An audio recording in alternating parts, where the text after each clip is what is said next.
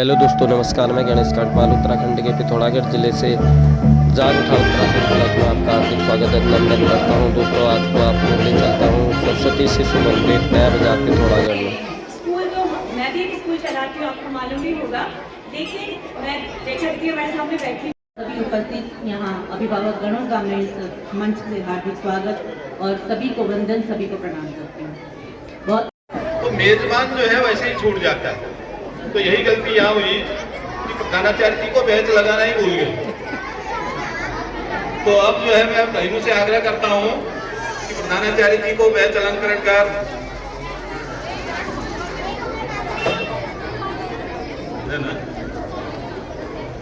आओ जल्दी। इसके बाद नर्सरी के भैया बहन तैयार रहे। भैया यशोदा नटखट है ये। मैं भी तो काम छात्र हूँ।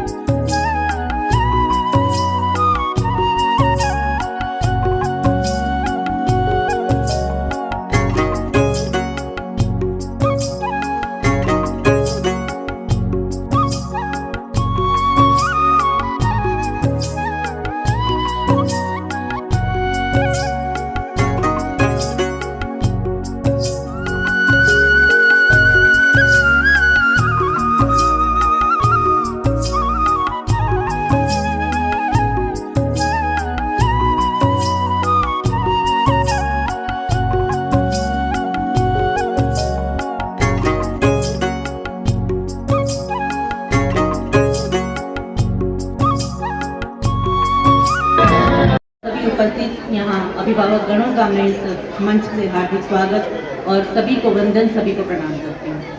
बहुत खुशी है कि हम विगत 5 वर्षों से मुझे इस विद्यालय में किसी न किसी आयोजन में आने का अवसर मिला है और लगातार आप अभिभावकों के बीच में, हमारे बच्चों के बीच में यहाँ मैं आती रही हूँ। और लेकिन आज का जो दृश्य है बहुत मन को प्रफुल्लित करने वाला है। वो प्रफुल्लित इसलिए करने वाला है क्योंकि आजकल जो समय है सोशल मीडिया का है, मोबाइल का है ना। लेकिन मैं एक चीज़ यहाँ पर देख रही हूँ, आपकी हम बहुत सारे विद्यालयों में जाते ही हैं, और जब जाते हैं तो ऐसे कार्यक्रम होते हैं तो सब अभिभावकों के हाथों में होता है मोबाइल। सब उस मोमेंट को कैच करना चाहते हैं जब उनका बच्चा मंच पर परफॉर्मेंस दे रहा होता है। लेकिन मैं देखती रह गई कि यहाँ बच्चे उस मोमेंट को जो है कैच नहीं कर रहे। सबके हाथ डाउन है और किसी का भी हाथ मोबाइल लेकर ऐसे रील बनाते हुए नहीं है। आपको मंच से कहा गया क्या? नहीं ना, क्योंकि आपने उस शिक्षा को ग्रहण किया, उस संदेश को ग्रहण किया जो अभी हमारे आदरणीय राजेंद्र चंद जी ने देना चाहा कि कुछ चीजें ऐसी होती है जो हमेशा कैमरों में कैद करना जरूरी नहीं है। व्यक्तिगत रूप से हमारे सामने जो घटनाएं हो रही है उसमें स्वयं उपस्थित रहकर उसमें प्रतिभाग करना।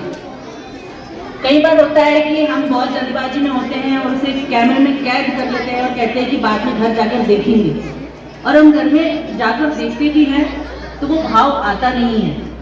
लेकिन आपने उस भाव को सामने प्रत्यक्ष रूप से महसूस किया और अपने बच्चों को यहाँ प्रथम की भावना से ये विद्यालय अपने शिक्षा और संस्कार और उसके साथ साथ संस्कृति को भी अपने बच्चों में देने का प्रयास कर रहा है, जो कि आप इस मंच पर देख रहे हैं। मैं एक और बात इस मंच से जरूर कहना चाहूँगी। मैंने कुछ दिन पहले सोशल मीडिया में 2 तरह की पोस्ट देखी थी, जिसमें एक अभिभावक ये लिख रहा था कि मैं अपने बच्चे का एडमिशन कराना चाह रही हूँ, कृपया आप मुझे सजेस्ट करिए। तो मुझे जब कमेंट के रूप में जो प्रतिक्रिया मैंने देखी तो उसमें अधिकतर नाम शिशु मंदिर का था। ये एक तरह की पोस्ट थी। और दूसरी पोस्ट ये थी, किसी ने ये लिखा, किसी महिला अभिभावक ने ये लिखा था कि मैं सोच रही हूँ कि अपनी बच्ची का एडमिशन शिशु मंदिर में करवा दूँ। तो उसमें भी शिशु मंदिर के प्रति बहुत अच्छी प्रतिक्रिया थी। तो ये दिखाता है कि शिशु मंदिर के प्रति जो शिक्षा यहाँ से दी जा रही है, जो अनुशासन यहाँ से दिया जा रहा है, उसके प्रति ये पोस्ट हमारे पिथौरागढ़ से नहीं थी, ये बाहर से थी। लेकिन फिर भी इस विद्यालय के प्रति, यहाँ की शिक्षा प्रणाली के प्रति हमारे अभिभावकों का, हमारे लोगों का रुझान बड़ा है और हम देख रहे हैं कि लगातार ये संख्या बढ़ रही है और आने वाले समय में और भी बढ़ेगी। हम तो यही शुभकामनाएं देते हैं कि ये प्रांगण छोटा पड़ जाए, इतनी संख्या यहाँ पर हो जाए और ये विश्वास जो है लगातार बढ़ता रहे। बहुत दूर दूर से बच्चे यहाँ मैंने आते हुए देखे हैं, शिशु मंदिर में बस करके, वाहनों में किराया देकर भी यहाँ बच्चे जो है पढ़ने के लिए आते हैं। अन्य विद्यालय भी शिक्षा दे रहे हैं, ऐसा नहीं है, लेकिन यहाँ की शिक्षा संस्कृति बहुत अलग है और इसके प्रति आप ऐसा ही विश्वास बनाए रखिए। मैं इतना ही आग्रह आपसे करती हूँ और मैं ये जरूर कहूँगी, जिस तरह से हमारी बेटी ने यहाँ प्रदर्शन किया, हमारी बेटियाँ अब फूल कुमारी नहीं रही है, वो शिव तांडव भी करती है। और मैं चाहूँगी कि हम अपनी बेटियों को इतना शिक्षित करें कि ये जो विद्यालय में गुड टच बैड टच की जो शिक्षा दी जाती है ना, उससे पहले ही वो उस टच को पहचानते हुए उसका परिष्कृत कर दे, उसका परिष्कार कर दे। इतनी शिक्षा हमारे विद्यालय की हमारी बेटियों को मिले, इतनी मैं आप लोगों से अपेक्षा करती हूँ कि आप स्वयं भी, सभी बहनें हैं और विद्यालय भी, हमारी बहनों को, हमारी बेटियों को इस तरह से हम शिक्षित करें कि वो अपनी रक्षा स्वयं, चाहे तर्कों से हो, चाहे रक्षा प्रणाली से हो, किसी भी प्रकार से हो, वो कर सके। और इससे आगे जब हम किताबी ज्ञान की बात करते हैं, आपका विश्वास ऐसे ही नहीं इस विद्यालय के प्रति बनाए। मैं कहती भी हूँ, आज तक हमें जो इतिहास पढ़ाया गया, उस इतिहास में हमें पढ़ाया गया अकबर महान। अब हम अपने आसपास के लोगों को देखिए, हम नहीं पहचानते हैं, लेकिन बाहर से कोई आक्रांता आता है और वो हमारे लिए महान हो जाता है।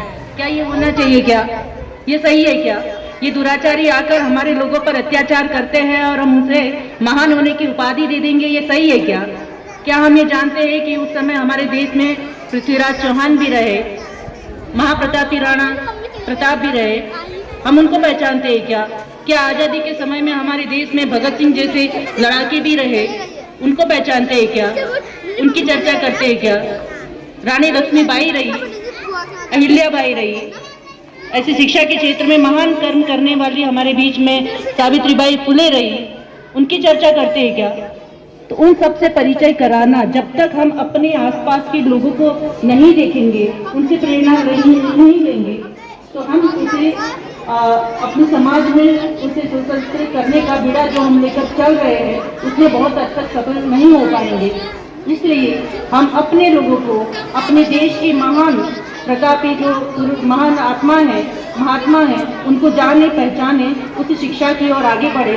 और ऐसी शिक्षा को आगे बढ़ाने के लिए आप सभी अभिभावकों से निवेदन करूंगी कि आप अपने पालकों को यहाँ भेज ही रहे हैं शिशु मंदिर में, आने वाले समय में अपने साथ अन्य अभिभावकों को भी इस विद्यालय से जोड़ेंगे, इसकी शिक्षा संस्कृति से उनका परिचय कराएंगे। ऐसी अपेक्षा करते हुए मैं आप सभी यहाँ उपस्थित अतिथिगणों के साथ सभी अभिभावकों को वंदन करती हूँ, प्रणाम करती हूँ और अपने शब्दों को यही याद रखती हूँ। बहुत बहुत धन्यवाद।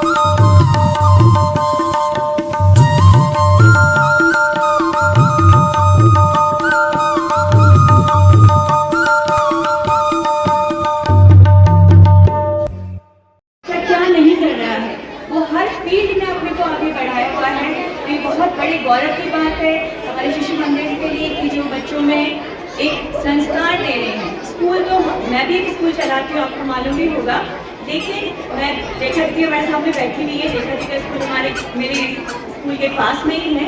तो जो वहाँ पे प्रेयर होती है, जो मॉर्निंग की असेंबली होती है, सुबह की प्रार्थना होती है, उसे हम सब बहुत अच्छे से देखते हैं कि लोग किस तरीके से बच्चों को शिक्षा दे रहे हैं। वहाँ डेली प्राणायाम है या जो शिक्षा दी जाती है, जो प्रार्थनाएँ होती हैं, बहुत एक तरीके से होती है जिसमें बच्चों को राष्ट्र प्रेम, राष्ट्र सेवा, देश प्रेम की भावनाएं जागृत की जाती हैं। तो इस काम के लिए मैं आप सभी को हार्दिक बधाइयाँ देती हूँ। और मुझे मालूम है कि अभिभावक यहाँ पर हमें सुनने के लिए ही अपने बच्चों का प्रोग्राम देखने के लिए बैठे हुए हैं। मैं आपका ज़्यादा समय ना लेते हुए यहीं पर अपनी वाणी को विराम देती हूँ। बट एक बार जोर से बोलेंगे क्योंकि हम कह रहे हैं राष्ट्र प्रेम, देश प्रेम के लिए हम अपने बच्चों को यहाँ पे लाए हैं। एक बार जोर से कहेंगे भारत माता की जय। इतनी जोर से मेरी आवाज आ रही है, उससे डबल आपकी आवाज आ रही है। भारत माता की जय, भारत माता की